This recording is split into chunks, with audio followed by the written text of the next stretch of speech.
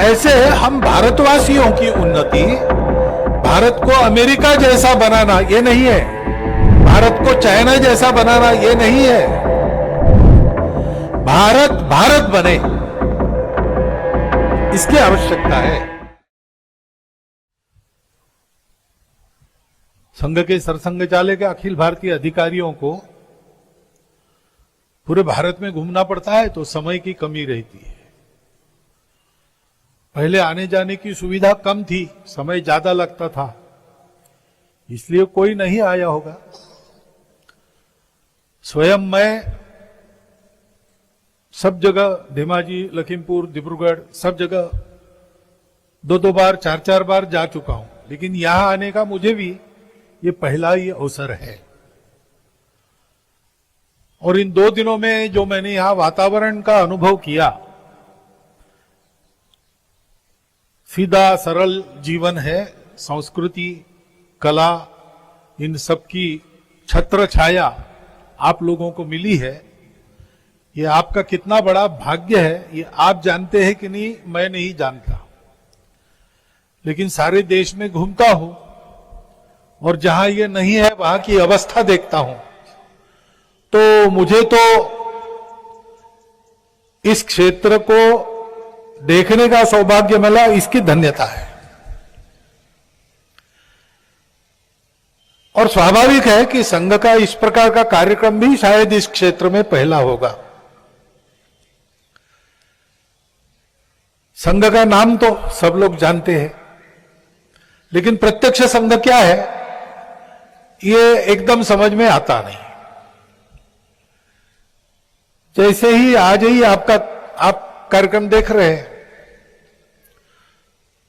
तो दूर से देख के कोई ये मन में समझ सकता है, कल्पना कर सकता है कि ये एक बच्चों का कार्यक्रम है।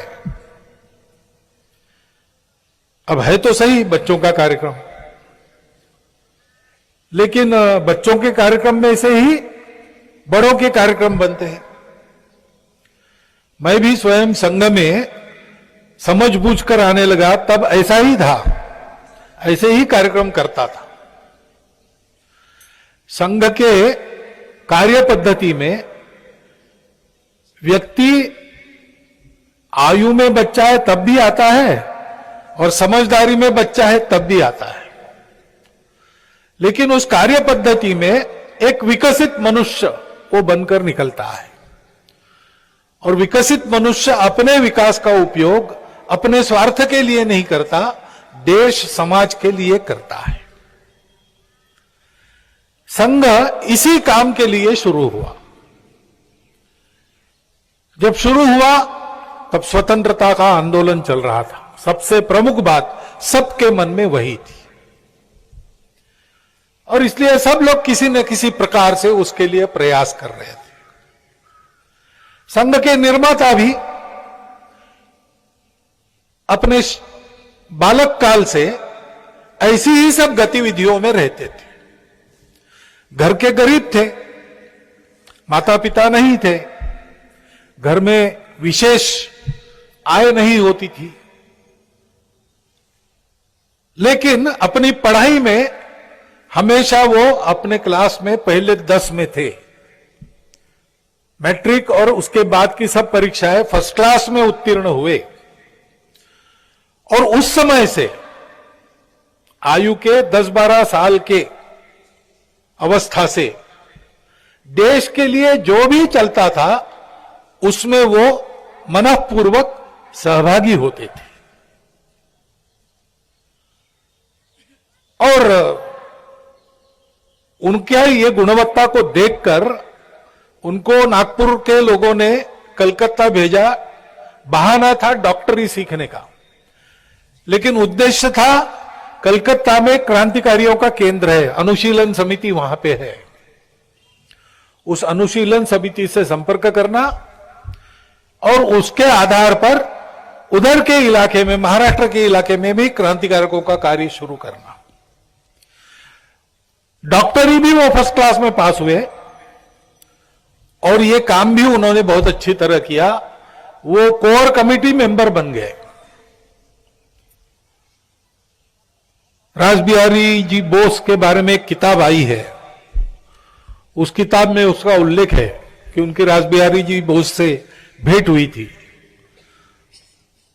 और अनुशीलन समिति के कोर कमेटी के वो सदस्य थे और उनका कोड नेम कोकेन था। राजस्थान से आंध्र तक रिवोल्यूशनरी ऑर्गेनाइजेशन का सेटअप खड़ा करने का दायित्व उनका था, लेकिन क्रांतिकारी आंदोलन विफल रहा। राजनीतिक दृष्टि से कांग्रेस का आंदोलन चल रहा था, उसमें भी वो अग्रभाग में रहते थे।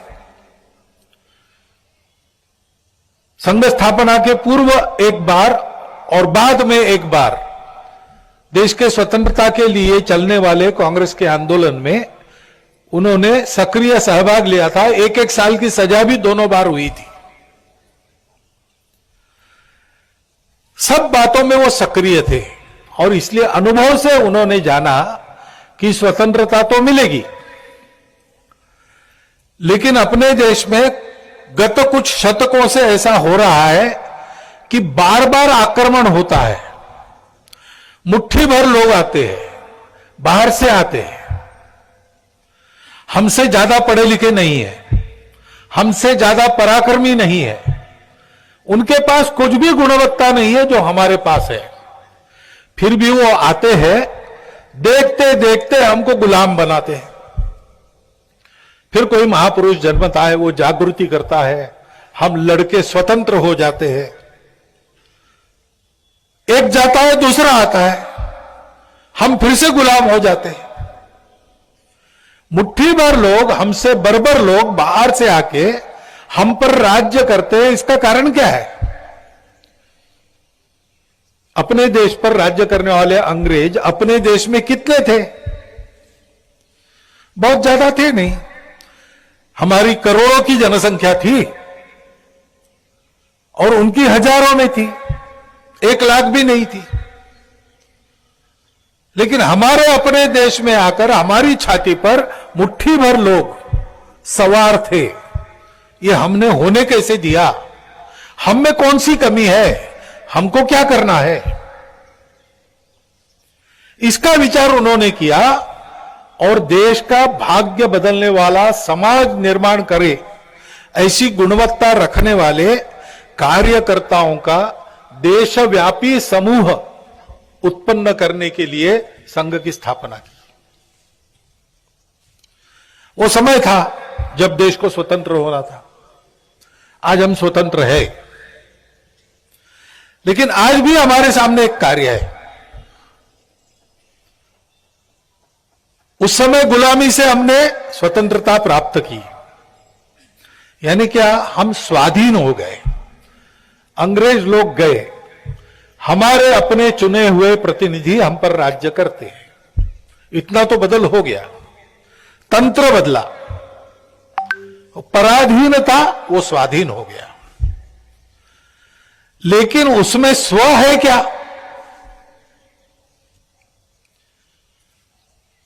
वो स्व लाना पड़ता है, क्योंकि अंग्रेजों ने हमारा सारा तंत्र परतंत्र कर दिया, हमारी पद्धतियों का उच्छेद किया। हमारा अर्थतंत्र, हमारा शिक्षा तंत्र, इन सबको योजनाबद्ध तरीके से हमको गुलाम बनाए रखने के लिए उन्होंने नष्ट कर दिया। अब उसकी पुनर्रचना, हमारे अपने नींव पर उसका नया निर्माण, काल सुसंगत रचना ये करनी है। ये हमारे सामने एक आह्वान है, एक चुनौती है। क्योंकि आदमी स्व के आधार पर ही बड़ा होता है। सर्कस में हाथी फुटबॉल खेलता है, बंदर साइकिल चलाता है, शेर और बकरी एक थाली में भोजन करते हैं। हम लोग पैसा देके टिकट निकालकर उसको देखने के लिए जाते हैं।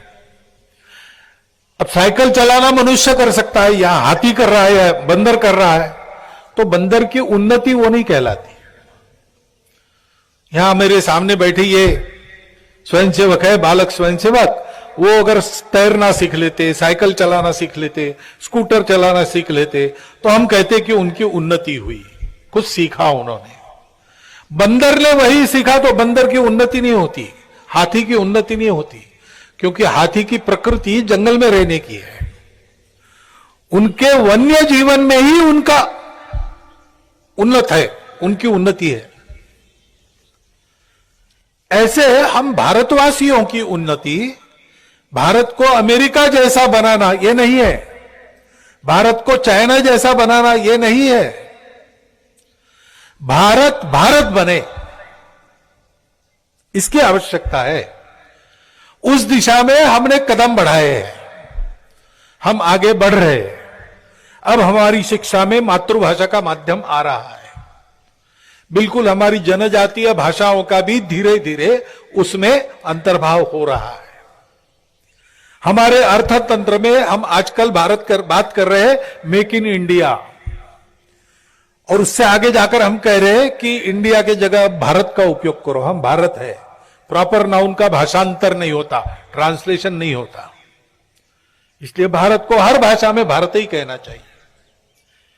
हम थोड़ा थोड़ा आगे जा रहे हैं, जाकर पूरी तरह अपने स्व पर आधारित युगानुकूल तंत्र, जिसमें हमारे भूतकाल में हमारे पास जो जो ज्ञान है उसका भी उपयोग होगा, और दुनिया में जो विशिष्ट प्रकार का ज्ञान है उसको भी हम लेंगे, जो हमारे लिए उपयुक्त है, जिसका परिणाम परीक्षित है और अच्छा है, ऐसा बाहर से भी लेंगे। आनो भद्रा कर्तवो यंतु विश्वता, ऐसी प्रार्थना हम कहते, सारे विश्व के अच्छे विचार आए। जो आए वो स्वीकार करना ऐसा नहीं कहते, जो अच्छा है वो स्वीकार करेंगे। अपने देश में भी जो पहले से चला आया है उसकी भी परीक्षा करेंगे, जो युगानुकूल है वो लेंगे, जो हमारा है उसको युगानुकूल बनाएंगे, जो बाहर से आता है उसको देशानुकूल बनाएंगे, उसके आधार पर भारत खड़ा करेंगे। और ऐसा भारत खड़ा होने की आवश्यकता है, क्योंकि सारी दुनिया पिछले 2000 वर्षों में सुख प्राप्ति के अनेक प्रयोग करके थक गई। उनको सुख मिलता नहीं, सुविधा मिली है। उन्होंने ईश्वर को मानने वाले विचारों को लेकर देखा, ईश्वर को न मानने वाले विचार को लेकर देखा, व्यक्ति को प्रधानता देने वालों को देखा, समाज को प्रधानता देने वालों को देखा, सब प्रयोग कर लिए। विज्ञान को देखा तो सुविधाएं बढ़ गई, विकास हो गया, तथाकथित भौतिक जगत में वैभव बढ़ गया, लेकिन समाधान नहीं है, सुख नहीं है। दुनिया में युद्ध बंद नहीं हुए, कलह थमा नहीं है। दुनिया जितनी समृद्ध हो रही उतनी विचित्र घटनाएं बढ़ गई। छोटे बालक विद्यालय में जाते बंदूक लेके और अपने ही स्वाध्यायी को गोली से भून देते, ऐसे कांड वहां हो रहे। विकास जैसे बढ़ रहा है वैसे पर्यावरण खराब हो रहा है, और इन सारी समस्याओं का समाधान उनके पास नहीं है। इतने प्रयोग किए, इसमें से किसी समस्या का समाधान नहीं निकला है, और इसलिए मन में भी संतोष नहीं है, समाधान नहीं है, मनुष्य दुखी है। और इसलिए दुनिया के चिंतक फिर से विचार कर रहे हैं कि भारत अपने बलबूते, अपने स्व के आधार पर खड़ा होकर उसका उपाय दे, क्योंकि हमने भी दुनिया में विकास और प्रगति करके दिखाई है। कोई समस्या इस प्रकार की आई नहीं, कोई समस्या आई नहीं। हमारा सारा तंत्र परंपरा से जो आता था समाजाधारित था, समाज के लिए चलता था, समाज के द्वारा चलता था। राजा केवल रेगुलेटरी अथॉरिटी था और प्रोटेक्शन, सिक्योरिटी एपरेटस था। लेकिन हमारे यहां समाजाधारित सब चलने के बाद भी व्यक्तिगत प्रतिभा को पूर्ण अवसर मिला, जो दुनिया में नहीं हुआ है। व्यक्ति बड़ा हुआ तो समाज को दबाया, समाज बड़ा हुआ तो व्यक्ति को दबाया। हमारे यहां ईश्वर की मान्यता है, लेकिन ईश्वर को न मानने वाले भी हमारे यहां है, और मिलजुल कर सब चलते हैं। इतने विचार है, इतने सारे, कलह नहीं होता है, सब साथ चलते हैं। हमारे यहां पर विज्ञान की प्रगति हुई लेकिन पर्यावरण खराब नहीं हुआ। आज सारी दुनिया की खेती हमारी परंपरागत जो जैविक खेती है उसके ऊपर आ रही है। 10,000 वर्ष से भारत में खेती चलती है, भारत की जमीन खराब नहीं हुई। वहां 400 साल 600 साल खेती हुई और अब वहां कानून बनाना पड़ता है कि 3 साल के बाद कम से कम 1 साल अपने जमीन में खेती मत करो, कानून बनाना पड़ता है। खेती का उत्पादन बढ़ता है तो कैंसर भी बढ़ता है। हमारे यहाँ ये सब कुछ नहीं हुआ। दुनिया को ये पता है, इसलिए दुनिया चाहती है भारतवर्ष अपने स्व पर खड़ा हो। और स्वाभाविक हम सब भारतवासियों के सामने ये कर्तव्य है। मैं जानता हूं आप सब लोग इस कर्तव्य को समझते हैं और इसको हम करना चाहते, क्योंकि भारत माता के प्रति भक्ति ये हम लोगों का स्वभाव है। परंतु ये करने के लिए भी योग्यता चाहिए। वो कथा है, एक राजा थे भर्तृहरि, कुछ कारण हो गया वो विरक्त हो गए, उन्होंने संन्यास ग्रहण किया। संन्यास ग्रहण करने के बाद जाते समय अपने छोटे भाई विक्रमादित्य को सिंहासन दिया। तो उसका राज्याभिषेक जिस दिन होना है उस दिन सिंहासन पर आरोहण करने के लिए वो चला। उस सिंहासन को 32 पैड़ियां थी, 32 स्टेप्स। हर पैड़ी पर दोनों तरफ एक एक गुड़िया धातु की बनी रखी थी।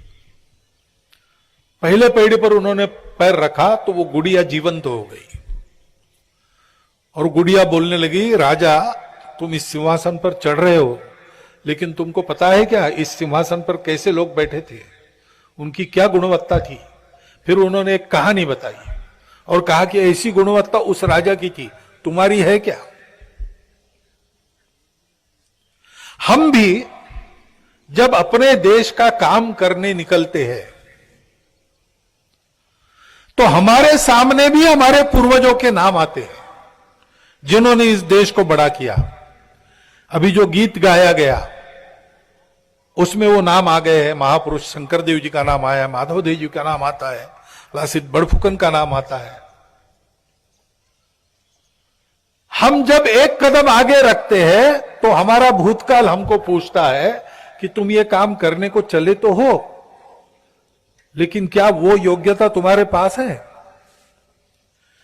क्योंकि ये हमारे सब पूर्वज है, इन्होंने अत्यंत कठिन काल में अपने तन मन धन का समर्पण करते हुए, सर्वस्व को न्योछावर करते हुए देश को बड़ी आपत्ति से बाहर लाया और स्थिर करके उन्नत करके ले गए। उन्होंने अपनी जीवन काल में जो किया उसके आगे शतकों तक उसके परिणाम, सुखद परिणाम, लाभकारी परिणाम हमको मिले। तो हम कदम आगे बढ़ाते हैं तो समय हमको पूछता है कि भाई इस रास्ते पर जो चले थे तुम्हारे पूर्वज, उनकी ये गुणवत्ता थी, तुम्हारी है क्या।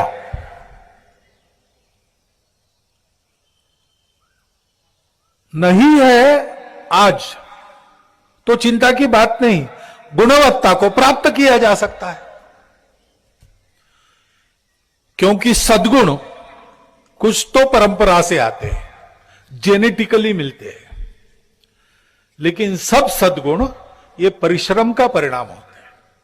अंग्रेजी में एक कहावत है कि genius is 10% inspiration and 90% perspiration. 10% हम में पूर्व से आया है, हमको मिला है, जन्मतः मिला है, लेकिन हम परिश्रम करेंगे तो और 90% हम बढ़ा सकते हैं। राष्ट्रीय स्वयंसेवक संघ का काम वो परिश्रम है। क्योंकि गुण बनते कैसे हैं, गुण आदत से बनते हैं। अभी आपने कार्यक्रम देखे, कोई विशेष कठिन कार्यक्रम नहीं है। आप बैठे बैठे सोचते होंगे क्या कर रहे हैं, दाहिने मुड़े, 4 बार दाहिने मुड़े, फिर से पूर्व पथ पर आए, 4 बार बाएं मुड़े। तो कोई भी कर सकता है, कोई भी कर सकता है, लेकिन जैसा इन्होंने किया उतना करने के लिए भी और सबने एक साथ करने के लिए भी आदत करनी पड़ती है, प्रैक्टिस करनी पड़ती है, अभ्यास करना पड़ता है। ऐसे एक एक गुण का अभ्यास करना पड़ता है, वो गुण अपने स्वभाव का अंग बने। क्योंकि देश को बड़ा करना ये जीवन भर का काम है, वो कि किसी एक प्रोग्राम की बात नहीं है। 3 साल कर लिया, 5 साल कर लिया, ऐसा नहीं है। रोज करना पड़ता है, उसमें नियमित रहना पड़ता है, उसमें अपना परिश्रम डालना पड़ता है, आग्रह करना पड़ता है। आपने देखा होगा, धूप में ये बालक खड़े थे, थक तो गए थे लेकिन छोड़ा नहीं जगह अपनी।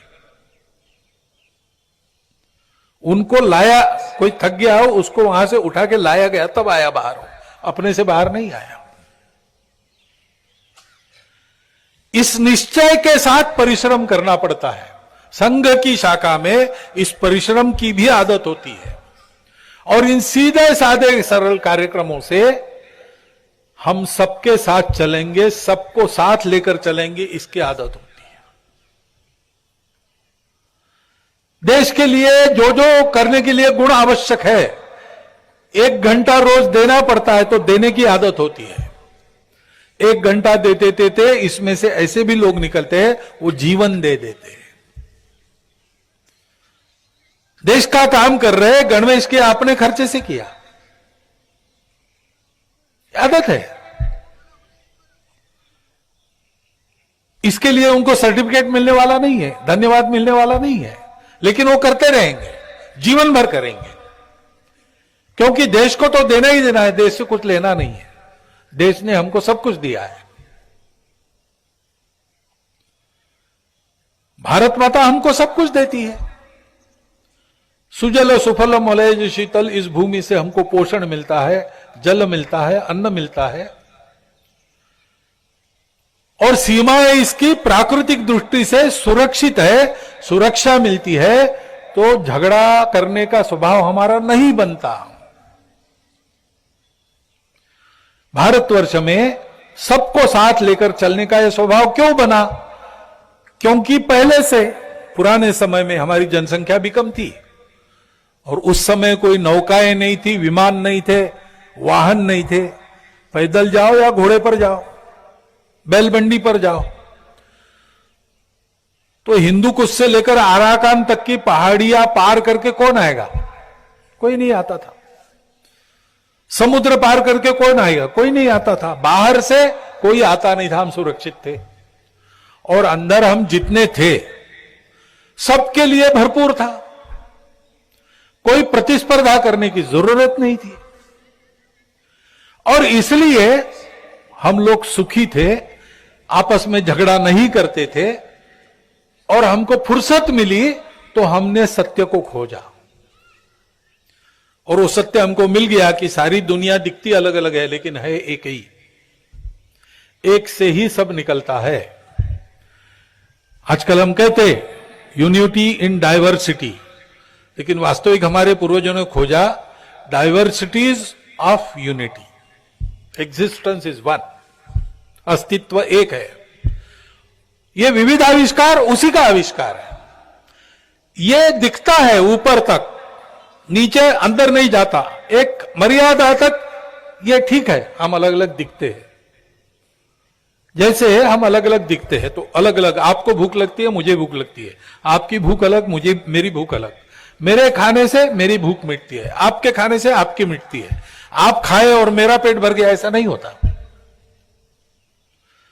लेकिन ये कहां तक? घर में माता जी कुछ मीठा पदार्थ बनाती है, 2-3 बच्चे हैं, वो आते खेल के और वो मीठा पदार्थ पूरा खा जाते, माता जी के लिए कुछ नहीं बचता। लेकिन उनको लगता है कि उनका पेट भर गया, बच्चों ने खा लिया, मेरा पेट भर गया। तो आपकी भूख अलग, मेरी भूख अलग, ये एक मर्यादा तक। जहां माता जैसी आत्मीयता है वहां ये नहीं चलता, वहां दूसरा नियम हो जाता है। और इसलिए दिखने वाली विविधता एक मर्यादा तक चलती है, उसके बाद नहीं। उस समय भी होता है और सदा सर्वदा रहता है। ऐसी मनुष्यों की अस्तित्व की पूरे सृष्टि के साथ एकता है। और यह जब पता चला तब हमारे पूर्वजों ने तय किया कि इसका मतलब सारा जग हमारा कुटुंब है, ये सब लोग अपने हैं। पेड़ पौधे पंछी प्राणियों से लेकर तो पृथ्वी के पृष्ठ पर रहने वाले प्रत्येक भूभाग का व्यक्ति मेरा अपना है।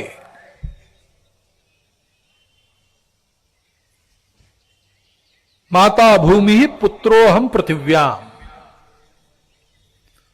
सब भूमि के पुत्र हैं। और इसलिए इन सबको यह ज्ञान देना चाहिए ताकि सब सुखी होंगे, क्योंकि यह ज्ञान होने से कलह मिट जाते हैं, यह ज्ञान होने से स्पर्धा समाप्त हो जाती है, यह ज्ञान होने से स्वार्थ समाप्त हो जाता है, सबसे मित्रता हो जाती पर्यावरण सहित। तो हम मित्रता करते हैं तो सब हमारे मित्र बन जाते हैं। ये मैत्री की दृष्टि मिलती है, मित्रता की दृष्टि मिलती है। इस सत्य के आधार पर हमने एक धर्म को पहचाना। जो धर्म है हमने निर्माण नहीं किया, पहले से है, आगे भी रहेगा, उसी पर सारा चलता है, इसलिए उसको सनातन धर्म कहते हैं। हमने उसको पहचाना, उस धर्म के मूल्यों पर भागवत श्रीमद् भागवत में कहा है, उसके 4 पैर है, सत्य, करुणा, शुचिता, तपस। इन 4 के आधार पर व्यवहार सिखाने वाली ये हमारी संस्कृति बनी। वो संस्कृति हम सबको जोड़ती है। स्वामी विवेकानंद का अमृत वचन अभी आपने सुना। उत्तर दक्षिण पूरब पश्चिम अखंड भारत के क्षेत्र में रहने वाले सब लोगों को यह संस्कृति आज भी जोड़ती है, उसके एकता का सूत्र है, अगर उनका ध्यान है तो। आज के भारत में हमारा तो ध्यान है, बीच बीच में हमको ध्यान आता है, लेकिन उधर जिसको आज अफगानिस्तान कहते वहां लोग पूरा भूल गए, पाकिस्तान भूल गए, बांग्लादेश भूल गए। जहां जहां भूल गए वहां दुख है, कोई समस्या का उपाय नहीं मिल रहा। और जहां जहां ये याद है वहां वहां हम लोग आगे बढ़ रहे। लोग कह रहे हैं कि भारत सिरमौर देश बनेगा। हमारे सामने भी समस्याएं थी, लेकिन उनमें से रास्ता निकाल के हम बढ़ रहे हैं, क्योंकि यह संस्कृति हमारा स्वभाव, इसको दुनिया आज हिंदू स्वभाव कहती है। हम सब हिंदू है, हमारा हिंदू देश है, हिंदू राष्ट्र है। यानी क्या? अमुक पूजा ऐसा नहीं है, लेकिन अपनी पूजा पर पक्का रहना, सबकी पूजाओं का सम्मान करना, यह हिंदुत्व है। अमुक खान पान रीति रिवाज ऐसा नहीं भाई, वो तो परिस्थिति जन्य बातें होती है, देश काल परिस्थिति के अनुसार बदलती है। अपना जो खान पान का रीति रिवाज है, परंपरा से आया हुआ, उस पर पक्के रहो, और बाकी लोग जो नियम पालन करते उसका भी सम्मान करो। यह विश्व में सब प्राकृतिक संपत्ति भरी पड़ी है, अन्न मिलता है सब वगैरह, क्या करना? सब मुझे ही मिले, मैं ही सब पाऊं, यह नहीं करना। दोनों हाथों से कमाओ, 1000 हाथों से बांटो, और सबको मिलने के बाद अपने लिए न्यूनतम आवश्यक उसमें से आप भी लो। ईशावास्यमिदं सर्वम यत्किंचम जगत्याम जगत तेन त्यक्तेन भुंजिता। तो कोई झगड़ा होने की संभावना ही नहीं। जो कमाएगा वो खिलाएगा और बचे हुए में से खुद खाएगा। इसलिए संयम अनुसरण करो। आज भी हम लोग भोजन करते तो जैसे जिसके थाली में आता खाना शुरू नहीं करता, वो घरों में बैठने के बाद सबको देना होने के बाद कुछ नाम लेते हैं, कुछ श्लोक कहते हैं।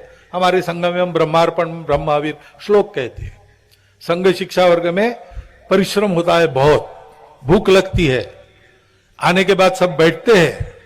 अब भोजन परसना वगैरह उतनी बड़ी संख्या में 10 मिनट लगे ही जाते, लेकिन कोई हाथ नहीं लगाता थाली को।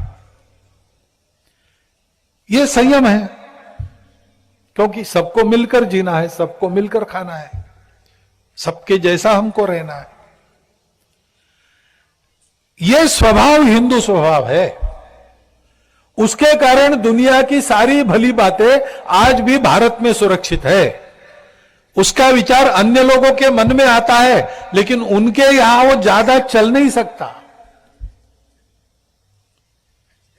सेक्युलरिज्म की बात सब लोग करते हैं, लेकिन प्रत्यक्ष हमारे यहां होता है, क्योंकि पहले से हमारा विचार सबको अंदर लेने का है। सेक्युलर हमारा शब्द नहीं हो, बाहर का है, हमको उसकी जरूरत भी नहीं है, क्योंकि हम पहले से हमारा राज्य सेक्युलर है और आदमी धर्म से चलता है, इसलिए सबको अपना मानकर चलता है, सबका सम्मान करता है। सोशलिज्म क्या होता है? यही है, सबको दो, बचे हुए में लो। परंपरा से इसका आचरण हमारी संस्कृति सिखाती है। सारे विश्व को बंधु मानकर व्यवहार करना हमारी संस्कृति सिखाती है। उसको भूल गए, इसलिए हमारे दुर्दिन आए। उसको फिर से याद करना है और उसका अभ्यास करना है। हमारे इस हिंदू राष्ट्र को परम वैभव संपन्न बनाना, विश्व में अग्रणी राष्ट्र बनाना, इसका अर्थ क्या है? इसका अर्थ विश्व कल्याण के लिए एक उपकरण फिर से तैयार करना, जो पहले हमारे ऋषि मुनियों ने तैयार किया था और विश्व का कल्याण उन्होंने साधा था। फिर से वही काम हमको करना है और इसलिए फिर से वही गुणों की आराधना रोज करनी है। संघ का कार्य इसलिए चलता है। समाज में एक गुट खड़ा करना, उसका प्रभाव सब पर चलाना, यह संघ की इच्छा नहीं है। संघ समाज में अलग संगठन करना नहीं चाहता। संघ पूरे समाज को ही संगठित करना चाहता है। जो भारतवासी है, चाहे उसकी पूजा कोई हो, खान-पान रीति रिवाज कुछ भी हो, उसकी भाषा कोई हो, देश के किसी कोने में वो रहता हो, उसको यह समझना चाहिए कि विरासत के नाते, राष्ट्र के नाते, समाज के नाते वो हिंदू है, हम सब एक है। इस स्वत्व के भाव को लेकर गुणों की उपासना करते हुए अपने परिश्रम से हम स्वार्थ और भेदों को छोड़कर देश को बड़ा करेंगे, उसके लिए जिएंगे, आवश्यकता है तो उसके लिए सब कुछ समर्पण करेंगे, प्राणार्पण भी करेंगे। ऐसा करेंगे तब अपना देश परम वैभव संपन्न बनेगा, तब दुनिया सुखी सुंदर बनेगी। हमको जो स्वतंत्रता मिली है ये करने की, वो स्वतंत्रता जिन्होंने हमको ला कर दी, उन सब वीरों ने यही किया है। और इसलिए समय एक एक कदम पर हमको पूछता है कि क्या तुम उनके जैसे हो? आज नहीं है तो होंगे, उसके लिए परिश्रम करेंगे। इसी को तपस कहते हैं। राष्ट्र साधना की यह तपस्या चली है संघ के नाम से। जब तक पूरा समाज संगठित नहीं होता तब तक इसका एक अलग नाम रहेगा। आगे क्या होगा तब के लोग तय करेंगे। लेकिन इन सारी तपस्या में ये केवल संघ का काम नहीं है। संघ कोई इसका ठेका लेके काम कर रहा है ऐसा नहीं है। ठेके पर ये काम होते नहीं। पूरा समाज जब ऐसा होगा तो भाग्य में परिवर्तन आएगा। कुछ लोग बनेंगे तो कुछ दिन के लिए ठीक रहेगा, बाद में फिर से गड़बड़ होगी। भगवान के 9 अवतार हुए ऐसा कहते हैं। भगवान के 9 अवतार होने के बाद भी आज हम कहां खड़े हैं? ऐसा क्यों है? तो अवतार होते हैं, अच्छे अच्छे नेता आते हैं, महापुरुष संत आते हैं, लेकिन उनकी जो जागृति है वो करने के बाद, वो चले जाने के बाद उस पर चलना पड़ता है, सतत चलना पड़ता है, सबको चलना पड़ता है, तब ठीक रहता है। और इसलिए एक के बाद एक आक्रमक आए, बार बार हम लड़े, लेकिन कभी हमने सीखा नहीं, फिर से परतंत्र नहीं होंगे। वो सीखना है, फिर से परतंत्र तो होंगे ही नहीं। अब अपने देश को ऐसा बनाएंगे कि दुनिया का हर देश दुनिया का हर व्यक्ति भारत के अनुसरण से सच्ची स्वतंत्रता का अनुभव करेगा। ऐसा भारत बनाने के लिए संघ का कार्य चल रहा है और इसलिए इस कार्य के दूर से दर्शक बने न रहते हुए आप सबको इसके अंग बनना है, इसके कार्यकर्ता बनना है। ये जो कार्यक्रम आप देखते हैं आदतें बनाने का, इसका नाम शाखा है। संघ में पुरुषों की शाखा लगती है, राष्ट्र सेविका समिति में महिलाओं की शाखा लगती है और यहां जो गुण निर्माण होता है उसके आधार पर समाज हित में जो काम चलते उसमें पुरुष महिलाएं दोनों मिलकर काम करती है। ऐसी संघ की योजना है। तो संघ की या समिति की शाखा में आकर स्वयं सेवक या स्वयं सेविका बनकर हम लोग संपूर्ण दुनिया के कल्याण के, अपने देश के उत्थान के इस महाअभियान के पथिक बने, ये शुभकामना भी आपको देता हूं, ये आपके सामने अनुरोध भी रखता हूं और मेरे 4 शब्द समाप्त करता हूं।